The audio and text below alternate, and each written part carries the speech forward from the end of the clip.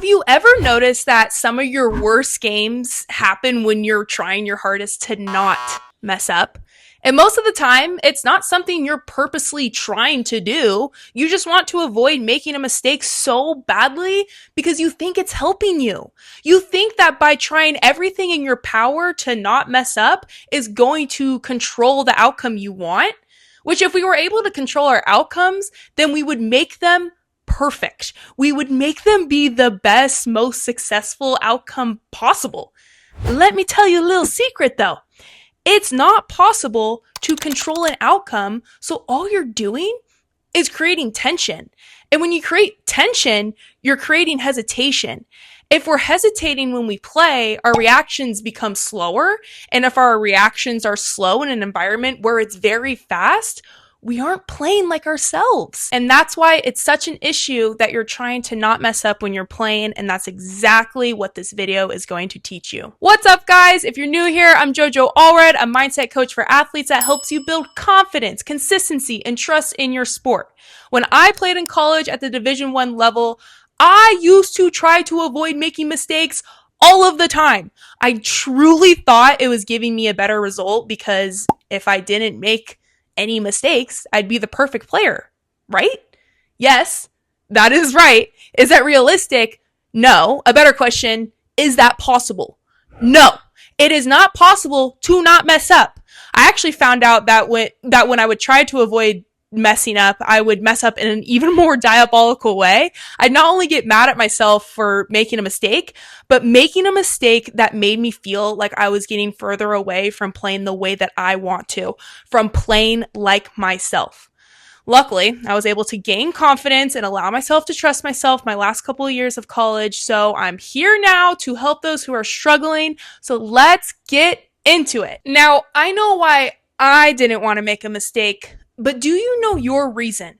I didn't want to make a mistake because it meant that I was going to embarrass myself. I was not only going to prove to my coach and teammates and the crowd that I wasn't good enough, but I was proving to myself that I was not the player I kept wanting to be. It meant that all of that hard work I've been doing was all for nothing.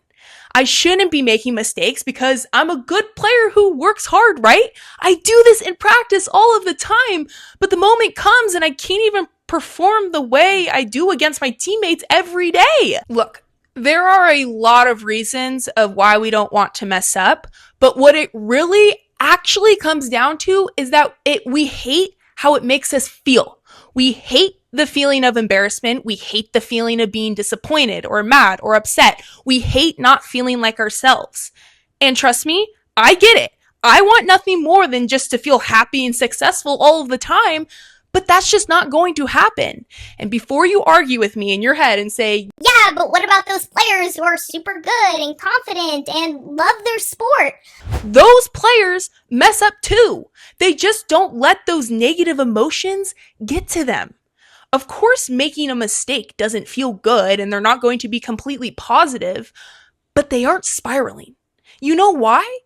Because they know it happens. They accept the probability that they're going to make a couple of mistakes in a game and that they really don't matter because they rely on other aspects in their game. And they're only able to do that when they don't put pressure on themselves to be perfect. They trust all of the work they've put in and let it come out naturally when they play. Which transitions me talking about our instincts, because when you're trying to not mess up, you're no longer playing with your instincts, which are very important in sports. Most of the time, sports are played super fast. You need to react naturally. So if you're someone who is trying to not mess up, you're analyzing. You're thinking so much about what to do, what mechanics are right, the result that could happen if you make a play. But now you've lost all of your instincts, and your instincts come from your subconscious mind. Your subconscious mind knows what to do if you trust it. It's like the example of walking or running or driving a car. You've done it so many times that it sinks into your subconscious mind to the point where you could do it without thinking. You trust full-heartedly that you're going to run without falling or running into something. And before you say, well, yeah, running is so simple, that's just your attached mindset to that thing. Imagine if you let go and trusted yourself like you did with running. You've practiced in that gym or on that field or track, whatever it is, for thousands of hours. There's no way that hasn't settled into your subconscious mind. There's no way it's not an instinct. The reason why it doesn't come out as an instinct is because you overanalyze and overthink everything. You just don't trust yourself. So we understand that we need to trust ourselves in order to play like ourselves, right? But how do we just let go? How do we just stop analyzing? Because that's a lot easier said than done. I know that. So what you need to understand is back to when I was talking about how the best of the best make mistakes. You are human. You are going to make mistakes no matter what. You are not perfect. So even when you're letting go and playing free and like yourself, there are going to be times that you're going to make mistakes. If we could understand, accept, and let it sink into our brains that we're going to make mistakes, that's the key to how we will let go and trust ourselves. But I want you to ask yourself right now, does that scare you? Does it scare you to think that you're going to allow yourself to make mistakes? If it does, your main issue is that you are so scared of feeling a negative emotion.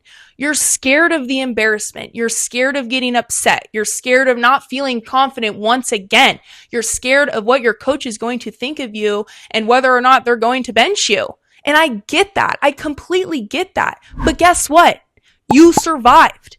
You made that mistake and you maybe felt that negative emotion, but what you need to say to yourself is that you made it. You got past that. And maybe you're still sitting here anxious for next game or match or race because of the result that you got last time. But do you really think it could get any worse?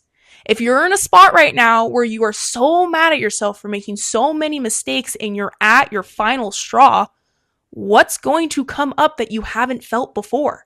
You deal with it every time. And it fucking sucks, but allow yourself to feel it because you survive it every damn time. But something that clicked for me when I was learning to trust myself in games was that I would rather make a mistake going hard 100% myself and all in than making a mistake I forced and where it didn't feel like myself. Like either way, you're going to make mistakes. So would you rather do it feeling like yourself or feeling like you have no idea what body and mind you're in? And don't get me wrong, it's fucking scary at first. It's scary to go from having trust issues with yourself to just letting go and forcing yourself to believe in yourself. But practice is the only way we're going to get over this. Teaching your subconscious mind that this is the new you comes from doing it over and over again. So when you go out in your next practice, practice this. Imagine it's a game and you're just going 100% hard and being yourself. Embrace when you make a mistake because you're going to. Recognize how you feel and say, yeah, this sucks, but let's go. Let's keep training. Let's keep going. Tell yourself that you expected a mistake and that you survived and you're happy that you did it, plain like you. Sometimes we think that making a mistake will define us as an athlete. We think that if we mess up, we are this terrible player who has no idea how to be capable of making good plays or making good decisions, but that's just not true. You could for sure take notes of when you make a mistake and be like, all right, I'll practice that this coming week in practice, but I'm not going to call myself a bad player. I just did a bad play. But I'm not going to call myself a bad player. I just did a bad play. It's like when I would get asked if I was a shooter in basketball. I go off of everything I did as a shooter, all of my misses, and all of my makes. Overall, yes, I'm a shooter.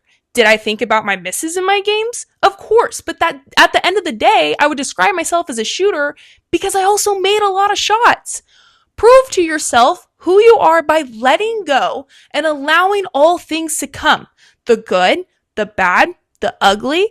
It's the only way you're going to feel like yourself. And if you feel like yourself, you could trust yourself and vice versa. So in conclusion of all of this, stop trying to mess up. Seriously. Because the second your goal becomes don't make a mistake, you've stopped trying to play your sport. You've stopped trying to compete. You've stopped trying to be yourself. Instead, you're trying to survive. And I promise you, that's not the athlete you want to become. The athlete you want to become understands that mistakes are part of sports. You understand that they're going to happen. You understand you're going to feel frustrated and embarrassed sometimes. You're going to have bad games sometimes, but none of those things should stop you from trusting yourself. So the next time you step onto the court, the field, the track, or wherever your sport takes place, don't ask yourself, how do I make sure I don't mess up? Ask yourself, how can I play like myself today? Because I'd rather see you make a mistake while being 100% yourself than play an entire game trying to be someone you're not.